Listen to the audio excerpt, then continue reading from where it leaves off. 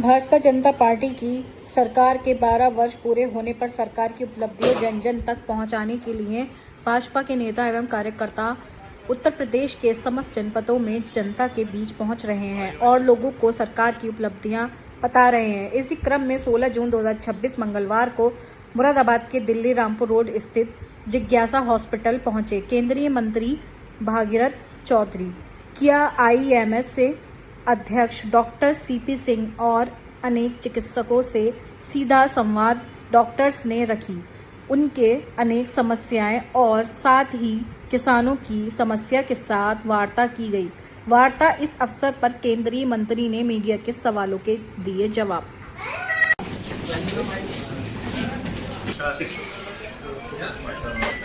विधायक जी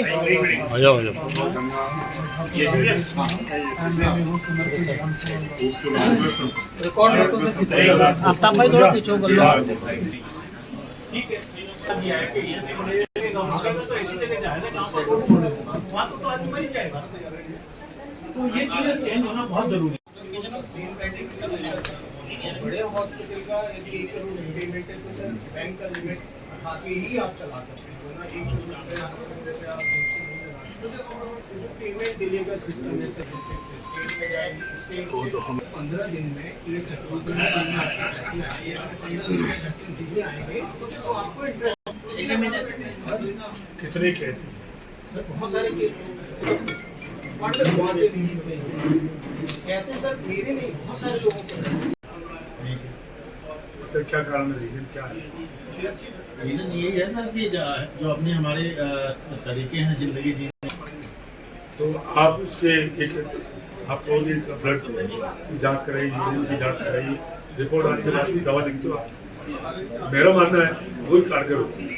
तो क्या है उसमें अंदाज लगाने से ठीक भी हो, नुकसान भी हो सकता है, रिएक्शन भी हो सकता है। जो किसान है हिंदुस्तान का किसान, वो बहुत सीधा है, घोड़ा है। वो जो परंपरागत चल रही है, मेरा पड़ोसी क्या कर रहा है उसी आधार पर दूसरा कर रहा है। मेरा पड़ोसी कितने बेड DAP डाल रहा है, यूरिया डाल रहा है, उसको देखकर मैं भी डाल। ऐसे करो आप, नहीं लगा देना फिर हमारे कोई नहीं। ठीक है, ये थोड़ा सा नीचे करो।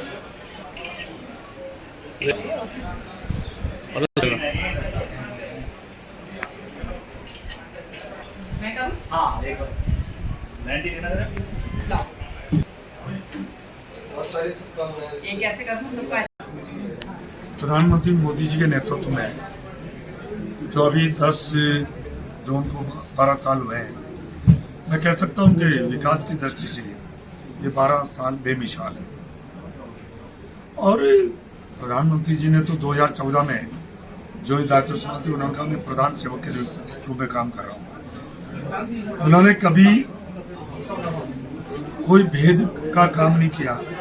सबका साथ, सबका विकास, सबका विश्वास, सबके प्रयास के मूल मंत्र के आधार पर काम किया। गरीब को गणेश मान, चाहे शौचालय की बात हो तो उन्होंने कोई जाति, धर्म, पार्टी कुछ नहीं देखी कि इस करोड़ों माताएं बहनें जब अंधेरे का इंतजार करती थी और सोचती थी कि कब अंधेरा हो, कब हम सोच के लिए जंगल में जाएं, तो प्रधानमंत्री मोदी जी ने ये जो बहुत बड़ा अभिशाप था, कलंक था ये इस देश पर, उसको मिटाने का काम किया तो नरेंद्र भाई मोदी जी ने नेतृत्व इस 12 साल में किया। मैं दूसरा बात करूँ, उज्ज्वला योजना के तहत गैस सिलेंडर देने की बात करूँ। पहले धनाढ़ी व्यक्तियों के घरों में गैस सिलेंडर हुआ करता था, आज आम व्यक्ति के घर में गैस सिलेंडर है। और विश्व स्वास्थ्य संगठन, हमारे यहाँ डॉक्टर्स बैठे हैं, विश्व स्वास्थ्य संगठन ने हमारे देश में महिलाओं पर सर्वे किया। जो विकसित देशों के अंदर जिन महिलाओं के 70-75 साल की आयु में फेफड़े रह के कमजोर हुआ करते थे, वो यहाँ 30-35 साल की आयु में हमारी माताओं बहनों के फेफड़े आके कमजोर हो जाया करती थी। और उसमें से निकल के आया कि जब चूल्हे पर खाना बनाती थी तो उनसे धुआं से उनके फेफड़े आके कमजोर हो जाया करती थी। उस अभिशाप को मिटाने का काम किया तो कहता हूँ हमारा देश कृषि प्रधान देश है। कृषि इस देश की रीढ़ की हड्डी है, किसान उसकी आत्मा है। किसान भगवान तो नहीं है पर भगवान से कम भी नहीं है। कारण कि 140 करोड़ जनता का पेट भरता है, रात दिन मेहनत करता है, नहीं उसके काम करने की आयु सीमा है, नहीं उसके समय सीमा है। और जब तक किसान समृद्ध नहीं होगा, जब ये देश, तब तक देश विकसित राष्ट्र नहीं बन सकता। इसलिए प्रधानमंत्री मोदी जी ने जो तीसरा कार्यकाल है, उन्होंने किसानों को समर्पित किया है। सबसे पहले देने के लिए काम कर रहे हैं। किसान के लागत मूल्य कैसे कम हो, उत्पादन कैसे बढ़े, समय पर उसकी खरीद कैसे हो, उसके लिए काम किए जा रहे हैं। और हम इसे तब तक किसान आगे नहीं बढ़ेगा, उसके लिए हम सर किसानों को काफ़ी खाद की समस्या आ रही है और साथ साथ जो किसानी की भूमि है वो आबादी बढ़ती जा रही है, लगातार आबादी बढ़ रही है और भूमि कम होती जा रही है और किसानों को समस्या हो रही है खाद की, उसके लिए क्या कहना चाहिए? देखिए, मैं मानता हूं कि जो खेती का रकबा वो कम होता जा रहा है, अवश्य में बदल रहा है, परंतु हमारे देश के अन्नदाता किसानों को मैं बहुत बहुत धन्यवाद साधुवाद देना चाहूँगा। हमारे साइंटिस्ट, हमारे वैज्ञानिकों को मैं धन्यवाद देना चाहूँगा कि रकबा कम होने के बावजूद भी आज खाद्यान्न में हमारा देश आत्मनिर्भर है। आज चावल में पूरे विश्व में हम चाइना को पीछे छोड़ दिया है। चावल में उत्पादन में आज नंबर 1 है, आज गेहूं में हम उत्पादन में नंबर 1 है, आज फिशरीज में हम नंबर 1 बनने जा रहे हैं। तो मेरा ये कहने का मतलब है कि किसान आज नई तकनीक से खेती कर रहा है, वो आगे बढ़ रहा है, परंतु किसान को और भी कई कठिनाई है। आपने जब फर्टिलाइजर की बात करी, आपको पता है ये आयात किया जाता है, यहाँ बहुत कम उत्पादन हो रहा है, हमारा फ्यूल भी यहाँ कम है। इसलिए हम खेत बचाओ अभियान पूरे देश भर में 1 जून से लेकर 30 जून तक हम चला रहे हैं। आज उसी के अंतर्गत ही मैं यहाँ आया हूँ।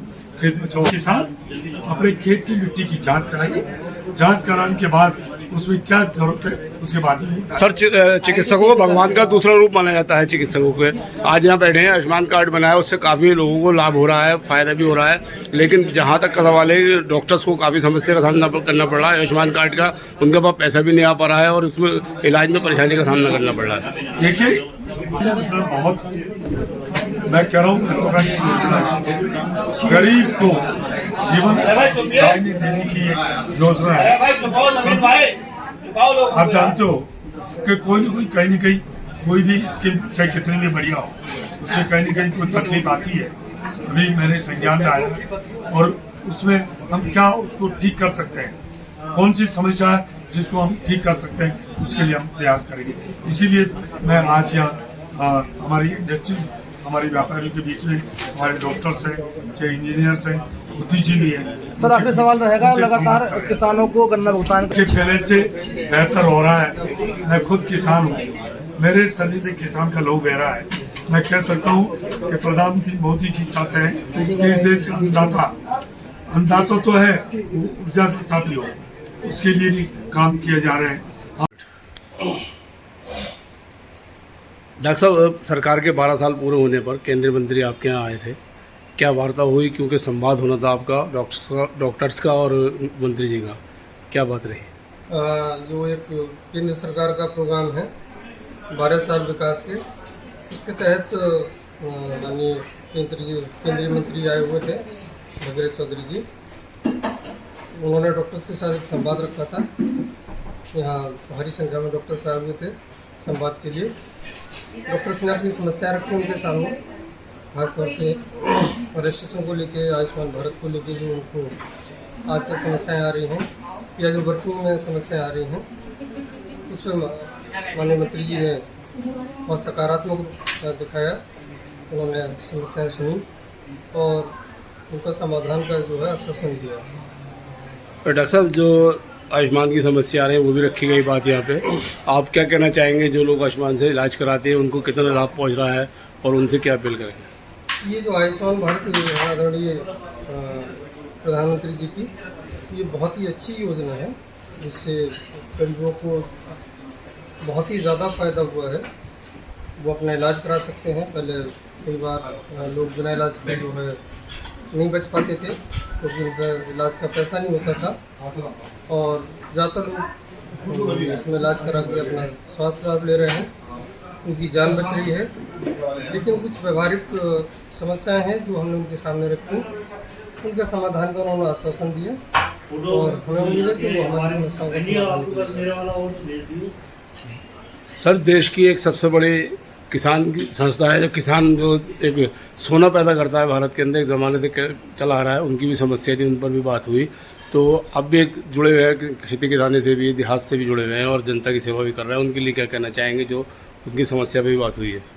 हाँ, तो जो किसानों को खाद की समस्या आ रही है आजकल, जो कीटनाशकों की समस्याएं आ रही हैं, उन पर भी आदरणीय मंत्री जी से डिस्कशन हुआ। तो उन्होंने बहुत सारी चीज़ें उसमें विस्तार से बताई कि भाई क्यों समस्याएं आ रही हैं और उनका समाधान क्या है। तो हमें उम्मीद है कि ये समस्या भी जल्दी सॉल्व होगी। और मैं यहाँ आने के लिए आदरणीय मंत्री जी का आभार प्रकट करता हूँ। तो जिज्ञासा हॉस्पिटल पर आए, उन्होंने लोगों से मुलाकात की और एक अच्छा संदेश वो देकर गए।